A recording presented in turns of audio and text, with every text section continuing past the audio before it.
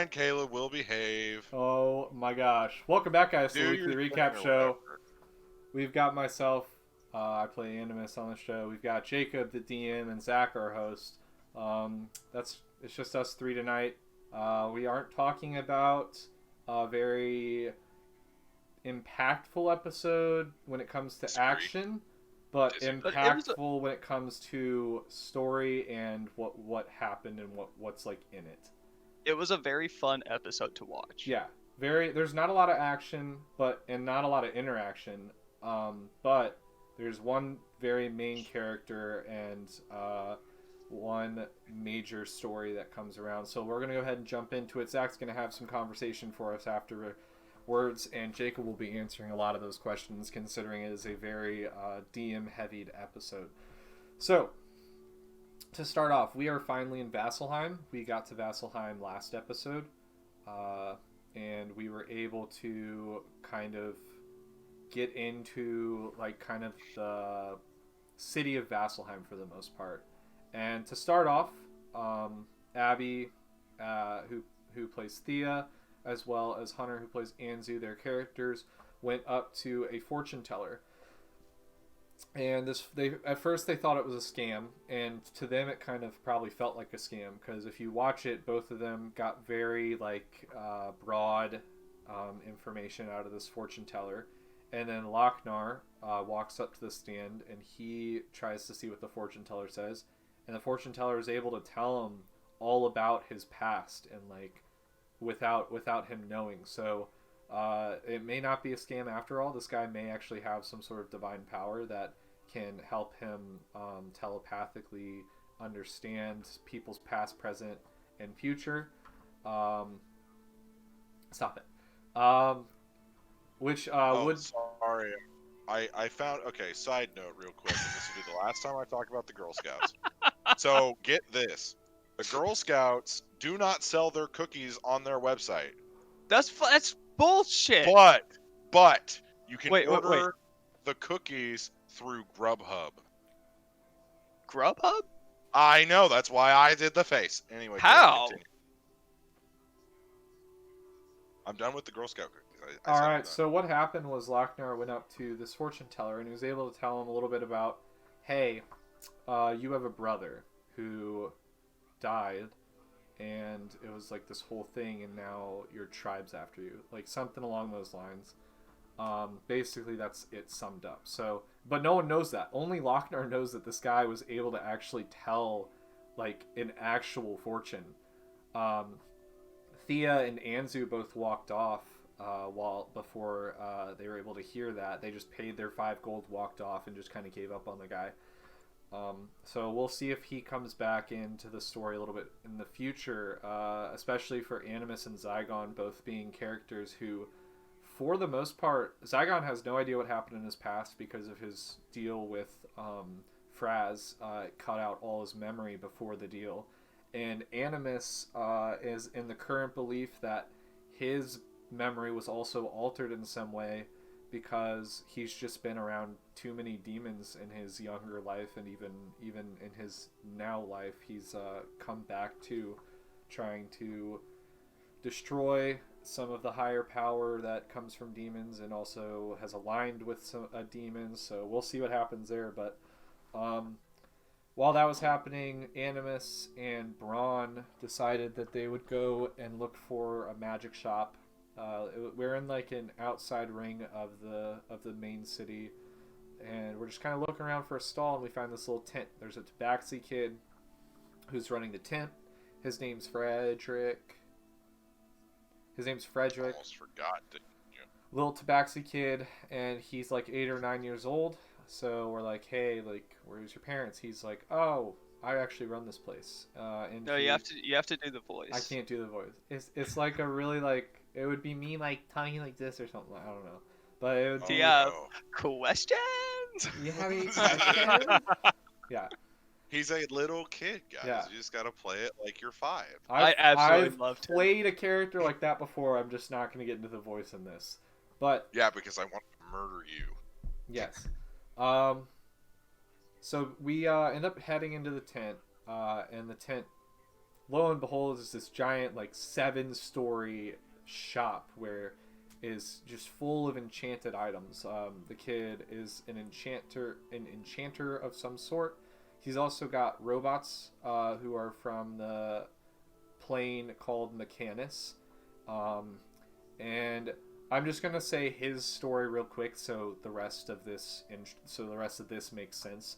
So this kid ends up being Frederick, who he fell into this hole, and this hole ended up being a 5,000-year long gap in his life where he lived a full 5,000 years in the world we currently live in, and saw everything that happened through the history, what wars happened. He started understanding it all. He was traveling through planes. He just gained all the knowledge you can in 5,000 years, which is more than almost any creature ever will in D&D.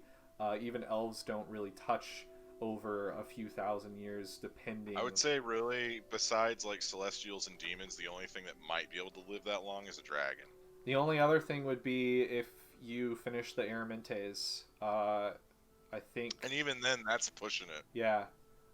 So that is just crazy. Like, we end up he like fell into a hole, was in a time warp, came back out of the hole into the same time. Basically, 3 days ago he came out of this hole. But he also is he's also is 5,009 years old and 57 days. Yes. He is basically, though, he could have come out of that hole 3 days ago. He could have come out of that hole years ago, because he is not only an interdimensional plane traveler, he's also kind of got some sort of time travel going on. Not something we fully understand yet. I believe Braun and I were the only ones who really got the main story from him, and I think Braun was the one who got the major story from him. I just assumed that me and Braun had a conversation about it, I guess. But basically, we go in there after learning all that while we're also looking around his shop. Braun and I were looking for two major things. I was looking for enchanted items that had to do with planar dimension, which is Animus's main focus.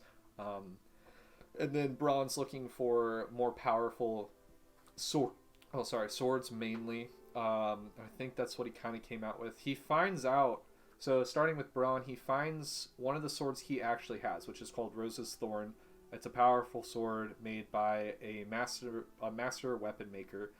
Braun's the master weapon maker. Braun's pretty much trying to collect all the swords that he's made. But he finds Rose's Thorn. He finds a complete duplicate of it, and it's got the same wear and tear as his sword does. So this is where Braun has the conversation with the kid, like, hey, how do you have this? Basically, the kid, who's not really a kid, he's 5,009 years old and 57 days, he eventually tells Braun, like, hey, you actually give this to me in the future. But, like, not in the future. For him, it's the past. You give this to me eventually, and you told me to give this to someone who's worthy, but I can't give it to you. So Braun obviously can't have two of the same sword, because Braun in a different time dimension told him, hey, you need to give this to someone who's worthy. So just because everything happened in that time does not mean it's going to happen the same in our time now, especially now that he's kind of telling us that he knows this kind of stuff. Things can definitely change. Unless he did tell you already in the time that he came from, in which case that's then the true. Things in him telling you already happened, so it doesn't matter if he told you. Because time travel is hard. I'd say that, but I'm also going by shows and movies like Rick and Morty and the Marvels. Like, each time dimension has its own storyline, and in each, like, there's timelines. Yeah, so each timeline has its own thing going on, and in one timeline you could be alive, in one timeline you could be dead, in one timeline you can be rich, and one you can be poor. Well, and we've actually met different versions of ourselves. Yes. Before, yeah. So that's kind of what I'm going by, is that even if that he was in a different timeline, I'm not assuming that that's going to happen. But basically, so from there, what did he end up getting? He got a sword that can fight ghosts. He can hurt. Ethereal. It's an ethereal sword. It's an ethereal sword, so he can kill ghostly creatures, wraiths, ghouls, stuff like that. Banshees, stuff like that. So that's what Braun ended up buying. Animus comes to a table with about 20 rings on it. Each ring can be used one time to, with an interaction, he can jump into another plane, and then it takes a month to recharge. But within that plane. yes, within that plane. So if I went to the Feywild as Animus, the Feywild's time is all fucked up. So basically, he would go to the Feywild, and within a month in the Feywild, he could jump back. It could be hundreds, thousands of years in the future, or hundreds, thousands of years in the past, or it could be the same day before he bought the ring. That's just how the Feywild works. I ended up buying one from the Shadowfell, one for the Abyss, and one for the Water Elemental Plane. All of which are very intriguing to Animus, being Elemental Plane because he's a druid and he's on his Araminte already, and Shadowfell, where he's from, and the Abyss, where he's currently got the Baylor, who is his warlock deity / demon. So those are kind of something that he was interested in, ended up buying all of those. He saw a couple other rings, none of them too important other than one to the 9 hells, to the most inner plane of the 9 hells, but he passed on that one because way too expensive, even though there is a payment plan you can do, but doesn't have the money. A very aggressive payment plan. With 9% interest, but it's actually 12. Oh, 12, sorry. So we ended up leaving. We went downstairs, started paying for our stuff. The rest of the group who saw us go in there, Zygon's like, hey, they went in there. They've been in there for a while. So Anzu and Thea walk in, and they start shopping around. We tell them, like, hey, this kid, he basically has been through a ton of time. He's not actually 9. He knows a lot more than you think he does. They start shopping around. They get their interest piqued. But while that's happening, Zygon and Lochnar walk over to the bar that we're supposed to be going to, the Squealing Pig Tavern. And they had their own interaction. They sat down, they saw a few shady people, shady in quotations, people staring at them, so they walk over and they try to be like, hey, let's have a friendly time and start a chat. They don't want to chat with them, so they start, Zygon and Lochnar start chatting like, hey, you're going to have to tell us now, like, why the fuck you're sitting here staring at us. And basically these guys are from Westruun, and in Westruun a bunch of shit happened, and these two are trying to ask us, like, hey, can you guys, we know of you, can you guys come back and try to help us with this or in some way? And that's what Lochnar and Zygon are kind of currently talking about. With that, Anzu and Thea went in. I forget everything they bought. I think I went out and grabbed like a drink or something while Anzu was buying stuff. Anzu got a scroll of disintegration. Yes, that's and what it was. Found out that a scroll of Anzu's avatar is also in there, and it's written in his handwriting. Don't know why that's there. Probably the same reason Rosen's Thorn is in there. There's reasons. And then Thea, what did she get? She got, Zach, do you remember? Abby, if you're watching, please put it in the chat. I don't know. I don't remember what Abby got. Oh no, she got a staff. She was looking or at daggers, and yeah. She got a dagger as well. Didn't she get like a staff or a wand or something like that? She got a dagger that is like a family heirloom that she's never seen before, and may or may not be an heirloom from the future. That the center of it looks like a syringe. That's what it is. Yep. Yeah. So we got all that stuff from this kid. He's definitely gonna show up in the story later. Maybe. Or has he already? He has already in a different timeline, technically. I saw one person was like, "What if Frederick is Oscar?" That would be so insane. And I'm like, that'd be awesome, but they're not the same person. But yeah, that's pretty much what happened. We cut the episode off with us showing up at the Squealing Pig. We're all there now. We're in Vasselheim, and we've got some shit to do. We're pretty much, the first thing we're waiting for is for Zygon's wife to get into town, because we're not safe right now, and we need to make sure we have some sort of divine presence while we are in this divine city, especially with 2 warlocks, because warlocks are not allowed, pretty much. Like, they're definitely sketchy. That kind of magic isn't allowed. Arcane magic isn't allowed in Vasselheim. Even, I mean, me as a druid would be allowed, but because I am also slightly warlock, not allowed. Anzu as well, being a wizard with arcane magic, is not looked well upon for the most part. Wizards just can't really use their magic, but I know that they're not like seen as like an enemy of Vasselheim. So Yeah, that's a good clarification. You're not going to be arrested for just being a wizard, but if you set a fireball off, you might. yeah, and you're not going to be arrested for being a warlock, but you're going to be looked a little bit more down upon, kind of as like one of the class members in Mon or something like that. Like, you can't just arrest a class member, but they know that they're probably shady in some way. Let's go ahead and jump into some conversation. Zach, what do you have for us? Jacob. Yeah. The fortune teller. Is it a scam or not? Now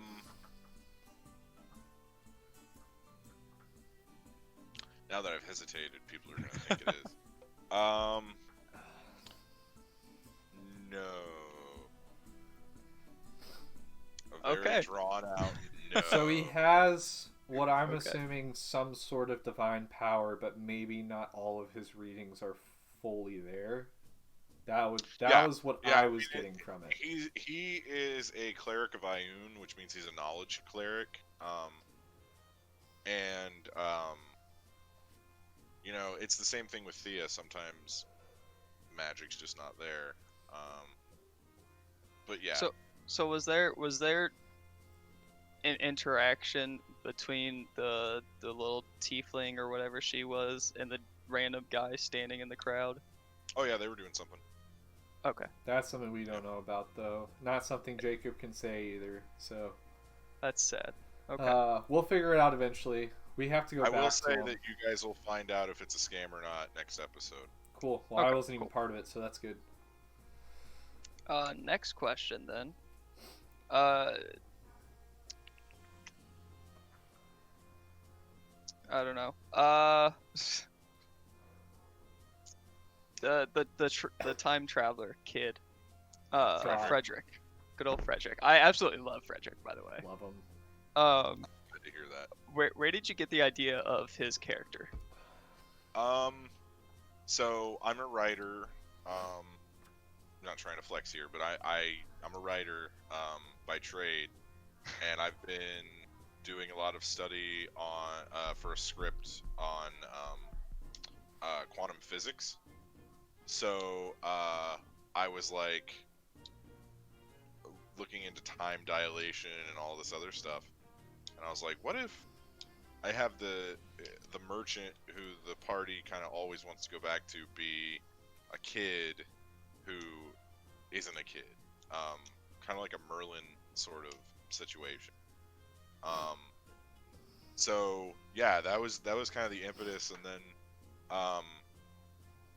he was there, but I wasn't sure if the party would see him, because like I don't know, just they might not be like wanting to do shopping at that point. But yeah, so there was that, and then Frederick's personality. He is mentally, as like a person, he is 5,000 years old. Like, he's seen a lot and he knows a lot, but personality-wise, he's stuck as a little kid. Now there will probably be some points. Like, there's a few moments in the episode where, like, he hints at some deeper pain. Because, like, as of right now, he doesn't know how to die. Because he just lives forever. Can you not get stabbed? He's really, really strong. Like, Lochnar tried to kick him, and his AC is over 24, so... Is he one of those characters who's kind of like, he probably could do a lot for the world, but he won't because he knows it would be like Back to the Future. You can't mess up something. Well, because something not else only will that, happen. but he doesn't care. Because Well, like, he's also a 9-year-old. Like, yeah, he's 9. And also like this plane is just another plane to him. Yeah. He has traveled to every plane that is connected to the material plane, and some that are in the Blind Eternities, which is a magic reference. I was like, man, when Zach watches this episode, there's so many magic references in this episode. I have that written down. Yeah. But yeah, he's been to places. I would so to get even more into the magic thing, I would classify Frederick as a planeswalker. Um, Yeah. he is able to just travel. I don't know if he actually is a planeswalker or if he just mimics the ability to do so. I think he Um, should be, but I that's just personally kind of want to start putting planeswalkers in the campaign. One, because I think because that's what D&D is naturally doing with Magic, because it's made by the same company. So like, the next set after the ones coming out right now is a D&D set. So they in like 3 or 4 months, D&D and Magic are in the same universe. Yep. So I'm just getting ahead of it. But yeah, I think Frederick's a planeswalker. Yeah, that's canon now. He's a planeswalker. Sweet. Yeah, but I just wanted to make kind of a childlike character that, like, I like the idea of a kid that has unlimited power and is just a child, and he just likes making cool stuff, that like the sword that Braun saw that has like the tubes running through it. That's from the future. And Frederick made that. And essentially, so I will actually explain, because I know some people are probably curious. That sword is a mechanical sword that uses magic to function. So essentially, those tubes inject oil into the blade. So it's like an artificer creation. Yeah, Even it's though like if artificers but more are advanced. very rare in this Yeah. world currently. Yeah. But it injects oil into the blade, and then the blade superheats. And then the trigger on it, there's 2 triggers on it. One trigger fills the blade with oil, and then the second trigger, the blade actually opens. So when you slash someone, you can hit that second trigger, and it bathes them in boiling oil. But it's also made from steel, which does not exist yet in the world. There's still technically iron, which is why Braun was unable to identify the metal, because it's a steel blade, and no one's seen a steel blade before. gotcha. So yeah, I wrote down all of the magic references, and it made me like, ooh. Yeah. Well, because like the party's already been to Innistrad, like, Right. So it's like, why not? And there's D&D source books for Ravnica. There's one for Amonkhet. There's one for Theros. Yeah. And like, I personally want to do like a mini campaign. I was gonna mention that. Magic the Gathering, because I think it'd be really fun. It'd be really sick That'd to be really do fun. between campaigns. Yeah, I agree. Depending on how many people stay with us and how many people we add. I think that'd be really fun. Like, I was thinking like a month or 2. Yeah. Of just a That'd be so campaign sick. on Ravnica. Also, the new set that's coming out this like in 2 weeks is called Strixhaven, and I really want to do a campaign set there because it's essentially Harry Potter. So I think that'd be really fun. That's cool. But I'm a Magic nerd, and D&D and Magic are basically cousins. So I want to bring it in as much as possible. And I know that some people are probably like, well, you know, you're just glomming onto more property. True. But that's what they're doing too. To be So, fair, more content. Stranger Things is part of the D&D world. Rick and Morty is part of the D&D world. So you can see anything. That's the greatest part about D&D. Yeah, You take we're the doing rules and you can Critical Role, apply which it to is- anything. we're doing Critical Role, which is Another also thing. part of D&D Yeah. now. So I personally think that, like, I mean, I think D&D should do Star Wars. Why not? Like, Star Wars I has its think own that- thing, but like, Yeah, but I it's not as understand. No, yeah, you're there's right. too many dice. But yeah, and I will say to our lovely fans out there, this is probably way down the pike, but I am creating my own campaign setting. So that'll be something, if this is still going, years from now. But even I think in a few that, of us will there's be going at to be least. Magic the Gathering content. Like, I just love the idea of planeswalkers, and why not? Yes. So I think last little conversation piece for tonight. Lochnar and Zygon kind of making new friends. Yeah. I guess can we go into a little bit detail about them? Yeah. So they are refugees from Western. Western is not a great place to be right now. So yeah, that's basically their general thing, and we'll probably get into it more next week, or I guess on Sunday. But things are coming that the party is going to have to deal with, because right now they're running away from their problems a little bit. Mostly Locknars, plus we had stuff to do in Vasselheim. Yeah, We're but that chasing stuff- one problem, running away from another, because we're trying to get over to Vasselheim for the dragon, but we're running away from every other thing that's going on. I think that the party is going to learn that sometimes I tell them to go do something, and they can say no. It's hard to go do something without running away from another thing in D&D when you're this far into a campaign. That is true. I mean, that happens in but every yeah, campaign. there's gonna be some stuff. If you're a good DM, you've got something going on almost everywhere in your campaign that your party can do, and if they choose not to do it, that thing will carry out. Any city you guys want to go to, there will have been stuff that you have missed. Like Western's not great. Whitestone is going through Whitestone's some stuff. fucking me and Zygon in the butthole right now with the fucking taking our minds away. Hey, it was on their land, and I will take it back. You should have read the contract. No, Vesper would have been fine with it. Old Vesper would have. New Vesper is a little either. I have no idea what you're talking about. Oh, you know exactly what I'm talking about. We had a whole conversation about this. Well, I think that you also need to remember from Vesper's perspective, one of them tried to have her kidnapped, and the other one's weird. Yeah. So she has a lot of pressure on her right now. Yeah, which is completely fine. But he just wants his money. Just take her to court, dude. Yeah, just take her to court. For real. Just go to court. Have a court episode. I would love to do like a Law and Order style episode. I think it's gonna come more down to something where like our group has to do something for them to be for Whitestone to be able to reward us, unless we go against Whitestone, depending on the situation. I mean, our group is relatively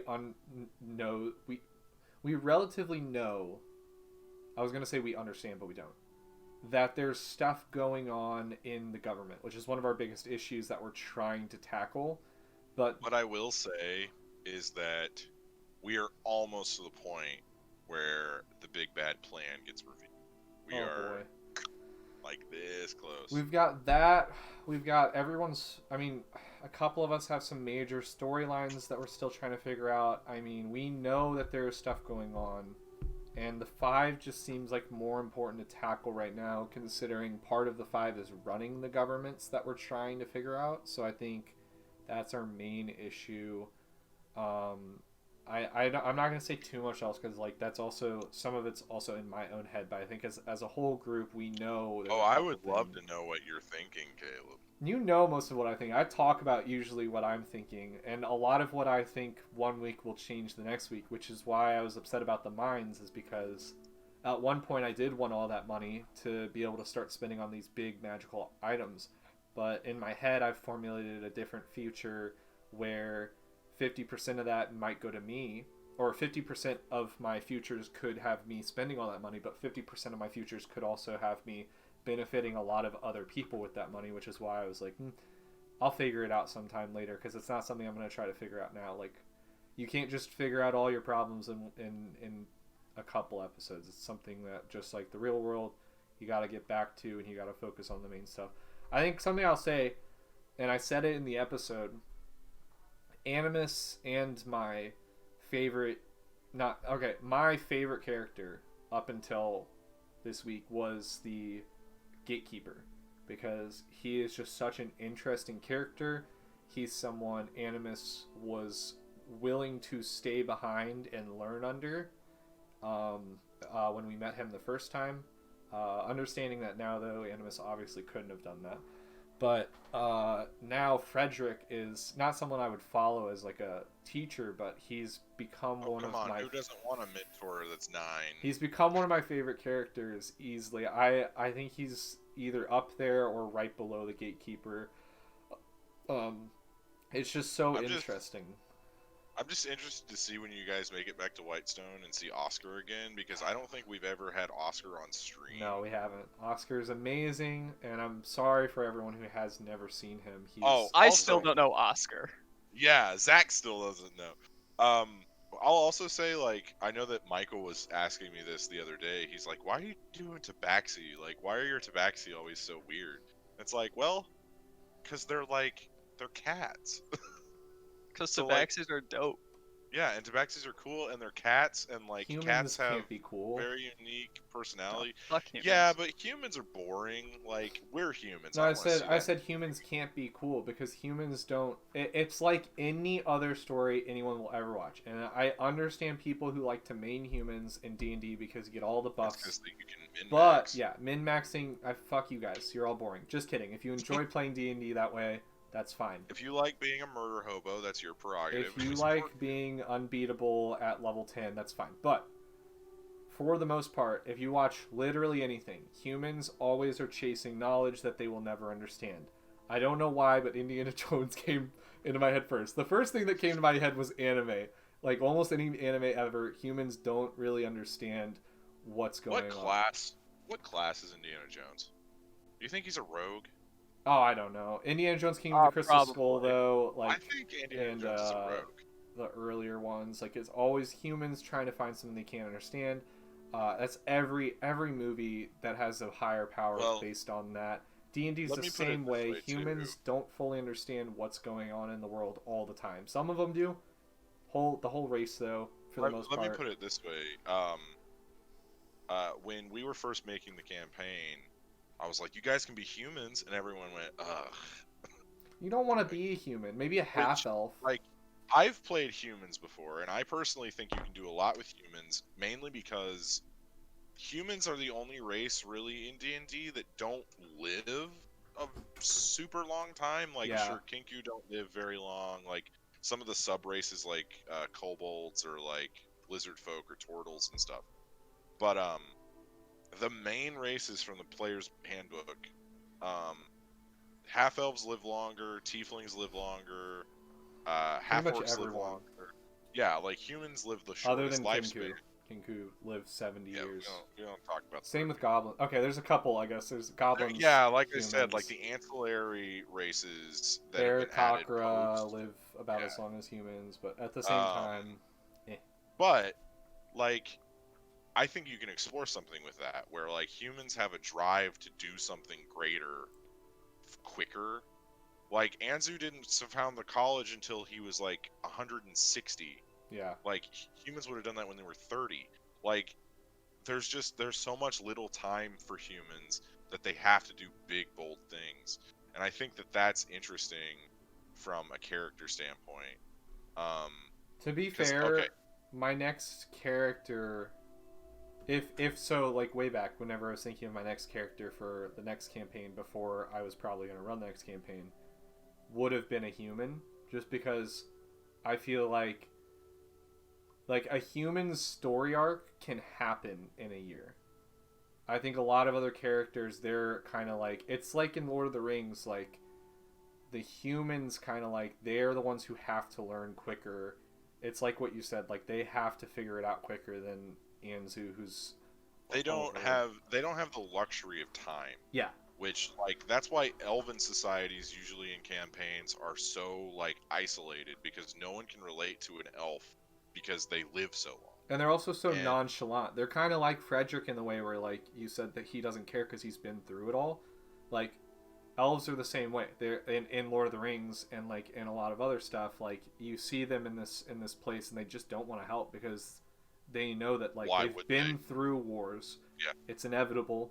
All this shit happens, and they just Yeah, they've and put that's also too much of why- them on the line. That's also why in fantasy elves are often the race that is the most prejudiced, because they have seen all the terrible things that the other races have done, and some of them actively remember it. Yeah.